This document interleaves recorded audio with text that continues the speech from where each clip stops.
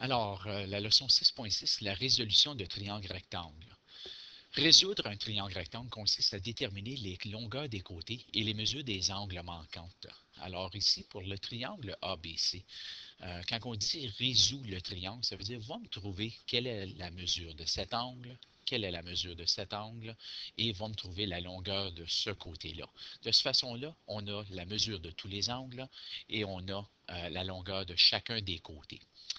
Alors, on peut utiliser le cosinus ici, car on a la mesure du côté adjacent. On va commencer par l'angle A. On a la mesure du côté adjacent ainsi que l'hypoténuse.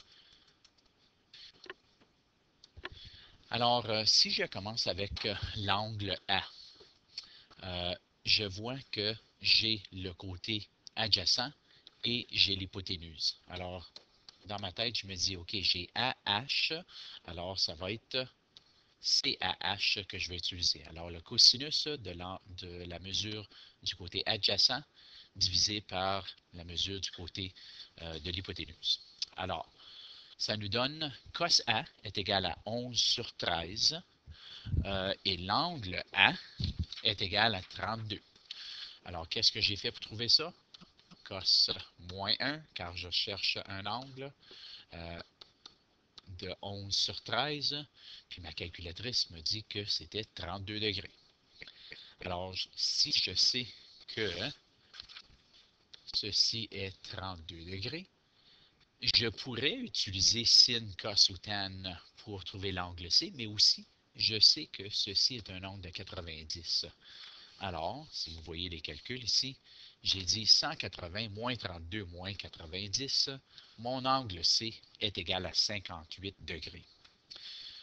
On peut utiliser le sinus ou le théorème de Pythagore pour déterminer la longueur de BC. Alors, le côté qui nous manque, c'est BC, ici. Puis, qu'est-ce qu'on a utilisé? C'est sin 32 est égal à la longueur BC sur 13, car on connaît que la mesure de l'angle ici est 32. Le côté opposé, j'ai utilisé le côté adjacent ou l'hypoténuse. J'ai utilisé l'hypoténuse. OK? Alors, sin 32 du côté opposé qui est BC, divisé par l'hypoténuse qui est 13. J'ai ensuite multiplié par 13 et multiplié par 13 pour isoler mon BC, qui m'a donné 13 fois sin 32 est égal à BC, ou 6,9. Et l'unité était des centimètres. Alors, ceci serait 6,9 cm. On aurait aussi été capable d'utiliser le théorème de Pythagore. On aurait dit A au carré est égal à C au carré moins B au carré. Alors, un ou l'autre nous permet de solutionner ou de résoudre ce triangle. Alors, un exemple, un phare. Un phare se trouve au sommet d'une falaise escarpée. Le haut du phare se trouve à 33 mètres. Alors, on voit que la lumière ici, elle est à 33 mètres au-dessus du niveau de la mer. L'angle de dépression, alors on se souvient quand on parlait l'angle de dépression, ici est 24 degrés. À quelle distance de la base de la falaise le bateau de pêche se trouve-t-il au mètre près?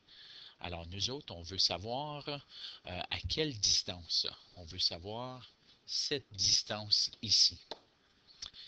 Alors, pour solutionner ceci, c'est important de comprendre que l'angle de dépression ici n'est pas l'angle que j'ai besoin, car il ne fait même pas partie de mon triangle rectangle.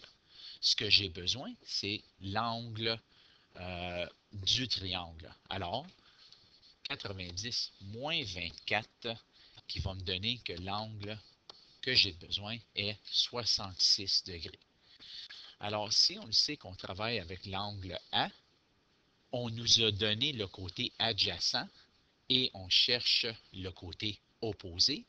Alors, on nous a donné adjacent, on cherche opposé, qu'est-ce qu'on va utiliser? Tangente. Alors, tan 66 est égal à opposé, qui est BC, sur adjacent, qui est 33. 33 tan 66 est égal à BC. On met ça dans la calculatrice. 74 est égal à BC. Alors, le bateau de pêche se retrouve à 74 mètres de la base du falaise, au mètre près.